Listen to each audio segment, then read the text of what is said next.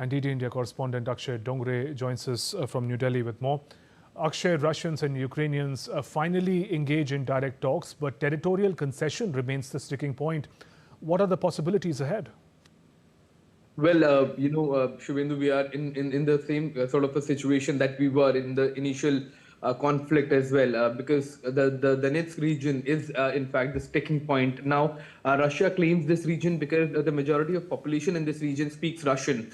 Many of them have also expressed their willingness to be merged with Russia as far as the territory is concerned, and what we are seeing at this point in time is the same continuation of that after years of that bloody war that has been raging on the Russian-Ukrainian front as well.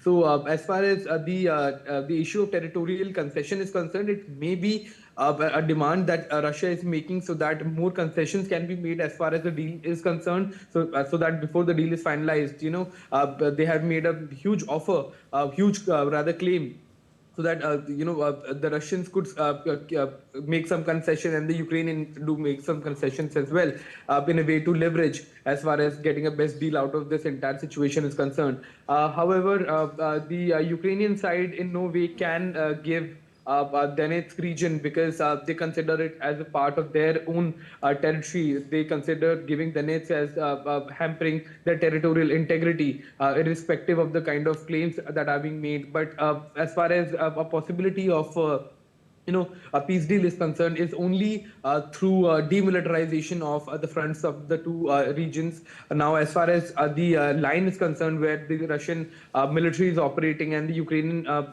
forces are resisting the Russian forces, the claims are being made that in this proposed 20 plan deal that has been given by the US, both the sides will go about 40 kilometers back. The entire region will be made a special economic zone and will be demilitarized. And in that exchange to that, the Russians will agree to the Ukrainian getting into a peace and security agreement with the US and the European countries, which means that if Russia invades that region again, then Ukraine, along with US and Europe, can in fact retaliate. So Russia is giving a guarantee that gives the next region, and then there will be no more conflict in the region, and you can take guarantees from the US and the European countries as well. However, the Russian claims are being questioned in the Ukrainian government at this point in time. Akshay, let's talk about the reality of the battleground. Russia has increased strikes on Ukraine's energy infrastructure. What are you learning about the fighting on the ground?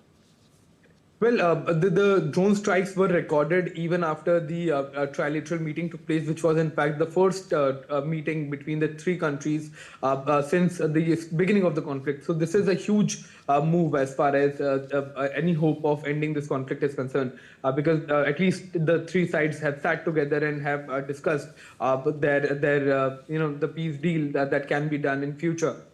But both the sides remain consistently, adamant on their claims as far as the region is concerned, because Ukraine calls the next region that has Donbas, that has Kherson, that has other parts as well, as their territory. However, Russians consider, and they have made claims long back that during the fall of Soviet Union they were wronged, and this territory should never have gone with Ukraine, because the people who live there speak Russian and not Ukrainian, and they consider themselves to be part of Russia, like they claimed in Crimea as well. So as far as the ground reality is concerned, at least even if the two sides think that a peace deal is going to be imminent and they will have to make certain concessions, both want to inflict as much damage as possible on the other side, and to show, in a way, a show of force. However, the Russian side is vastly overpowering the Ukrainian side, because obviously they are much bigger country. They have one of the largest nuclear stockpiles in the world. Ukraine, on the other hand, is not a nuclear country, so there is no power comparison between the two. However, when it comes to no nuclear use, with the support Ukraine is getting from Europe and US, they are resisting the Russian forces as well for a very long time. Akshay, thank you for joining us with those inputs. Akshay Dongare getting us the latest on the Russia-Ukraine conflict.